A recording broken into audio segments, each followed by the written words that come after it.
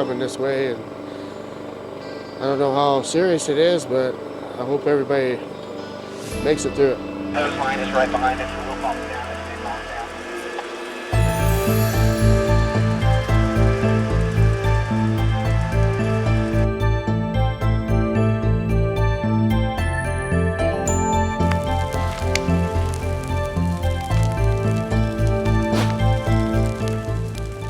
It's possible for these fires to continue on into the late fall.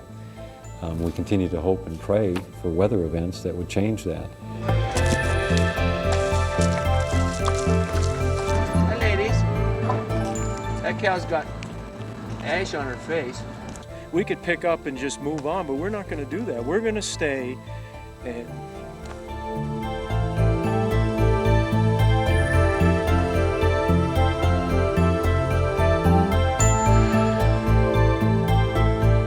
This is a special presentation from Montana's news station. Fire Watch 2000, August 27th. Hello again, everyone. I'm Ian Marquand. Once again, it's been a long week for firefighters and for residents along the most active of Montana's still burning forest fires. During the past week, there has been some good news. Some fires have been fully or nearly contained. Hundreds of new firefighters and managers are on the fire line.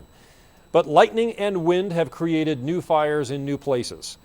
Fires in and near the Bitterroot Valley continue to threaten residential areas. And while many homes have been saved, the Skowkahoe fire in particular has forced new evacuations. Meanwhile, the Modlow-Toston fire between Helena and Bozeman became one of the most active, unpredictable, and difficult blazes in the state. First up tonight, a sampling of this week's news coverage. The 6 fires in this complex grew significantly over the weekend and continue to burn actively. With the resources and the overwhelming number of fires, we've been really strapped for getting a good initial attack and good containment on several fires. We might be able to get a handle on this particular section of the fire. Advanced fire crews are strengthening containment lines on 3 fires in the complex, but others are burning out of control. 2 of which are the Stonehill fire and the Lydia fire. Both of them are burning at the present time fairly closely to private land near Eureka. Today, helicopters dropped golf ball-sized fire starters into the forest to light backfires. This one is being managed by a Canadian team, but the Forest Service says all the attention on other fires across the state has given locals here a chance to join the efforts. Got a fire extinguisher? Yep. At Fort Missoula, they're mobilizing trucks for use by an Army battalion headed to Patty Canyon's staging area later this week. In the parking lot at Big Sky High School, out-of-work loggers were among those offering up their rigs to the fire lines. After the equipment passes a fairly routine inspection, the information goes into a newly created heavy equipment database. Drivers and their trucks are then called upon as orders from the different fire camps come in. Some folks have complained that a lack of organization has been the biggest obstacle to getting the trucks to the firefighters. There's no shortage of vehicles. We can get all we need when we need them. So that it takes a team effort, and some things are in short supply, but vehicles is not one of them. The crackle of burning timber echoes in the night air. Firefighters are silhouetted against the brilliant backdrop of intense heat and flames. This forest in the hills of the 9 Mile intentionally set on fire to slow the relentless devastation of a blaze that has burned for weeks. On this night, 21,000 acres have been set ablaze to confront the advancing flames. It pays off. The backburn accomplishes its objective, to burn all the fuel in the fire's path. Highway 12 now closed again due to fires burning in the Modlow-Townsend area. Fire officials had been happy with the burning patterns in the last few days. The fire hadn't grown and people who were evacuated were allowed back into their homes. But winds shifted this afternoon, resulting in the fire erupting in several areas. The blaze crossed over Blacktail and into Grassy Mountain. Firefighters were pulled off the lines late this afternoon for safety reasons, and helicopters are making bucket drops to help control the flames. Here, I got time to wait. Ben Sauter defines the spirit of Montanans. He's working night and day trying to save his home from the wrath of the Modlow-Toston fire. Hot spots are smoldering just 50 yards from his back door, and each afternoon the smoke columns are fiercer than ever. So it's just fun now. However, some prior precautions on Ben's part may help him escape unburned. About 2 or 3 days ago, the fire had actually crested the ridge on the backside of the structure here. I drove down and checked this structure to see if it was defensible. It looked really good to me, and it looked really good because they had lots of a green area, probably about 100 foot of clearance around the house. Not to mention plenty of green grass and a creek running nearby. Yep, it looks like no amount of bad luck will bring down Ben's spirits or his house. With the fire personnel keeping a close eye on his home and Ben having already cleared out the area around his 4 walls. Yeah, we're all right. Yep. We're doing better than most so far. So. The structure won't go down without a fight. They're watering roofs and as much of the land around them as possible. But the most important job firefighters have is keeping an eye on the hillside. 22 homes along Skalkaho Road now have crews stationed there 24 hours a day. But by now, most residents have done everything they can to prepare. We've been on standby for 2 weeks, basically. When it got into the sleeping child, we was told to evacuate the livestock then, and we did. And so we've kind of gotten prepared. So it's just now waiting to see how far it comes, I guess. The only direction this fire can go now is downhill and into the path of homes. It's coming this way, and I don't know how serious it is, but I hope everybody makes it through it. The Skalkaho complex of fires, burning about 10 miles southeast of Hamilton, blew up in the early morning hours, forcing evacuations east of Golf Course Road along Skalkaho Road. A thunderstorm blew through the area around 1:30 this morning. 30-mile-an-hour winds pushed the fire north in a wall of flames. The blaze jumped Skalkaho Road and is now burning on both sides. The firestorm came very close to structures, as you can see, but the heroic efforts by firefighters prevented any homes from being lost. There was approximately 10 structures directly in the path of the flames, and they were all saved. There were 2 buildings that were damaged, and one was destroyed actually. One was a pole barn full of hay, and the other one I haven't seen yet. Fire lines in the Little Sleeping Child drainage held. The Skalkaho complex fire has burned about 55,000 acres. It's 5% contained. Also this week, electricity once again became an issue in these fires. You'll recall that a couple of weeks ago, big fires between Boulder and Jefferson City melted a portion of a 500 kilovolt power line operated by the Bonneville Power Administration. This week, it was the Modlow-Toston fire that caused a shutdown of Montana Power's portion of that same line. Meanwhile, firefighters were making special efforts to keep the flames away from the transmission corridor.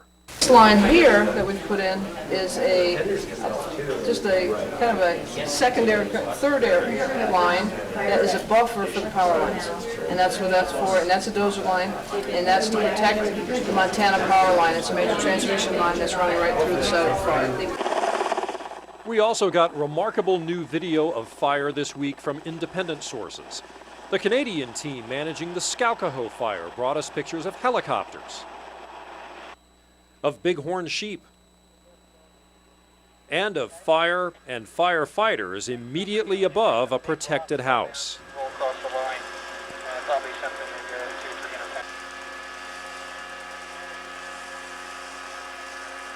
So the hose line is right behind it, so we'll bump down as they bump down. Victor resident Mike McKinney brought us his home video of the Blodgett fire as it threatened the Pinesdale area a couple of weeks ago. And of course, there was Jim Kinsey, who has consistently provided compelling footage of fires from several areas. His footage of a nighttime backburn effort in the 9 Mile area has been among the most dramatic we've seen so far.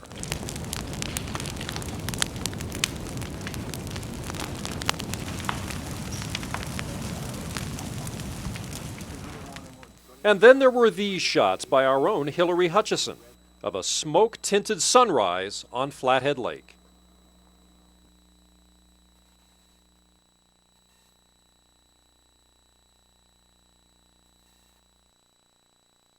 With a belief that it's possible for these fires to continue on into the late fall. We continue to hope and pray for weather events that would change that. Along with the activity in and around the fire line, this past week also brought us a handful of stories that provided links to the past, both recent and distant. For instance, Buddy Blankenfeld told the story of a bear cub found in familiar circumstances. It doesn't appear to have actually been caught in the fire. It doesn't have any singed hair or anything, but it does appear that it's been walking around in the burned areas for, at least a few days anyway, and that burned all 4 of his paws. The comparisons to the original Smokey the Bear rescued in 1950 are uncanny, such as surviving a wildfire, severely burnt paws, and orphaned, not to mention similar looking. But the Forest Service and FWP are shying away from the symbolism. With this bear, I want to see this bear return to the wild. I mean, there's sure Smokey the Bear was symbolic of the forest fire and the Forest Service and everything, but here's a bear with an opportunity to make a real success story out of it by reintroducing it into the wild. Wanting to return this bear to the wild is one reason. The other is a change in philosophy since the very successful Smokey the Bear campaign that has spanned 50 years. So remember, only you can prevent forest fires. Now the Forest Service feels that not all fires should be prevented, that if it's a natural occurrence, it should burn, providing the fire is not a threat to human life or structures. So Smokey of the Rockies, as he's being called, won't go to a zoo and become another Forest Service symbol, but rather released into the wild after his wounds have healed. In our previous Fire Watch 2000 specials, we've made reference to the catastrophic fires of 1910. This week, Forest Service Fire Information Officer Libby Langston shared with us a remarkable interview with the late Anna Lukens. She was a girl living in the Bitterroot Valley town of Florence when the fires of 1910 flared in late August of that year. That I went to Sunday school, and it was cloudy. It looked like it was going to storm. And I came out from Sunday school, and the whole west side of the Bitterroot Valley was red. And I thought, good heavens, is the war coming to an end? I was 8 years old. There was no air to breathe. It was just like we had no oxygen. The fire just destroyed all the air. And we all felt so fatigued and so tired. But they got the fire out only because it snowed. They never really got the fire out, fighting fire. CBS News also has devoted plenty of resources to the coverage of fires in Montana in recent weeks.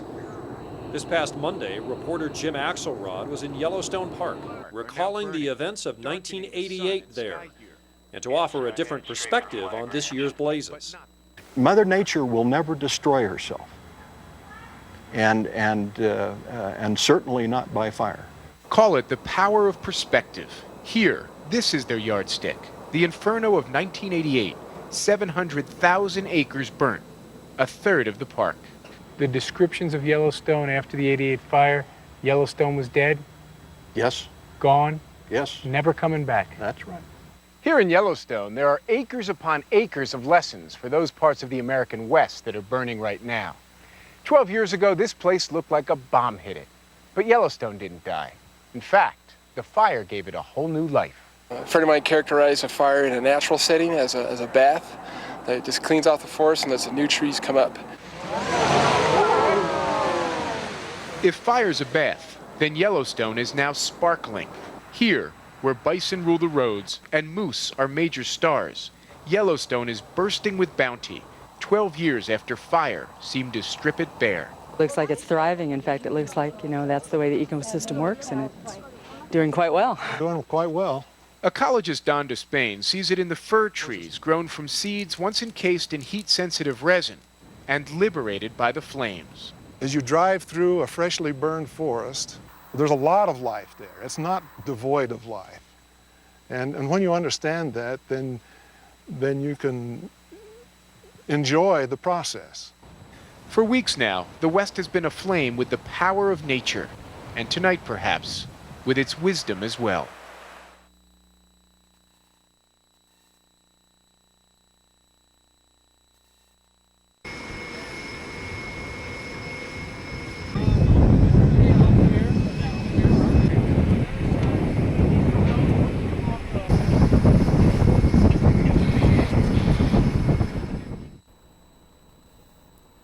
Again during this past week, Montana's news station worked side by side with a crew from the German television network ZDF to cover fire in western Montana. On Wednesday, we went with the ZDF team to visit the Sula Peak Ranch south of Darby on what turned out to be a landmark day. This ranch was homesteaded in 1886 by Andy Vogt, and it was the first homestead, or one of the first homesteads, in the Sula Basin. You may remember Jerry Amon from our first Fire Watch 2000 special and from news coverage in the first days of August. Jerry is the general manager and cattle boss for the Sula Peak Ranch, a 3,000-acre operation with some 800 head of cattle, 1,000 acres of potential commercial timber, and more than 100 years of history. When I see these old homesteads like this, you can't help but think about what it was like over 100 years ago, living out here in the middle of nowhere. And if those walls could talk, it would sure be an interesting story. This is where the beginning of our fire prevention started. John Thomas is the timber manager for the ranch. He and Jerry had worked hard in early August to build fire line to protect the ranch and adjacent property all the way to the Sula Peak Lookout.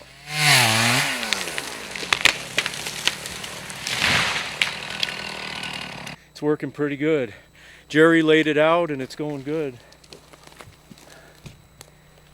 Just that I don't know how close the fire is now. It's probably... After the Bear and Maynard fires raged through the Sula Peak area on August 6th, it was John who gave the emotional phone interview describing what he'd seen from the water-soaked Sula clubhouse. And we had all the women and children inside the clubhouse, and the fire came across and was coming across, and we had a foot of water in some of those fields, and it sucked up all the water and burnt the green grass and was burning the hay bales out in the field. And I never seen anything like it in my life. It was the scariest thing I ever saw. I mean, it was a big red ball of flame just shot down over a hill. On Wednesday, John recalled what he saw in the days preceding the August 6th blowup. The smoke was doing like a tornado effect right here. And we got in the pickup and drove around to the next bench up, which I would say only took us about 5 minutes. And within that time, this whole area was taken right here. The fire would climb those trees that were 60 to 100 foot tall. They would just engulf in flame. And Stuart was just saying, look at this, John, look what it's doing. And it was just making fireballs when the wind picked up, throwing these fireballs 200-300 feet out ahead and starting fires. And it just kept on going and going. And then when the wind kept rolling, it was just like a tidal wave of fire. Up until this past Wednesday, the Forest Service had not allowed John or Jerry into the 25,000 acres of forest ground the ranch leases for cattle grazing. And when they did go in, we went along. When I was driving home one night through the canyon, Jerry had mentioned to me up by Warm Springs where some of his cattle were, and I was driving by and I look up and there they were with fire all around them out on the edge of a cliff trying to find a way down. It looks like it could be a pretty ugly thing when we get up there to see what the fires have done to the cattle. The ranch managers spy white-tailed deer first, but eventually find healthy cattle. Hi, ladies. That cow's got ash on her face. Well, they seem to be okay. Driving onward through the patchwork of burned and unburned areas, Jerry also sees hot spots still burning. Yeah, I suppose a fire this size could end up being a 100,000 acre fire if it isn't extinguished.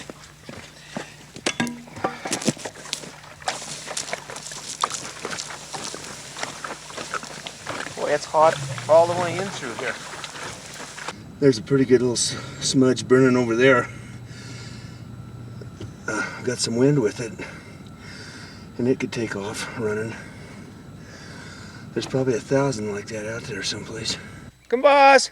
It's an emotional day, one filled with relief at finding cattle still alive and well, and filled with loss at what did burn. There's pride that some of the work the men did in advance of the fire paid off. And there's the determination to carry on. But we're not going to give up. We're going to This is where we belong, this is where we live, this is where our families are, and we're going to do the best we can so our children, our grandchildren will someday enjoy this land the way we did. I'll be back with final words in just a moment. It is worth noting that there still has been no loss of human life in connection with the fires of 2000 in Montana. We could not say that in 1994 or 1988. But the inconvenience and loss of summertime recreation will continue. Just a few days ago, Governor Mark Roscoe closed more state lands to public access, including hunting and fishing. We now have an area in Montana equal to the entire state of Maine that is off limits to most human activity. With Labor Day weekend approaching, we may be in for even more closures and for more news of postponed fall hunting seasons. By the way, next Sunday, Montana's news station will carry the Jerry Lewis Labor Day Telethon. So I'll be back with you next Saturday for our 4th Fire Watch 2000 special program. Until then, I'm Ian Marquand. Good night.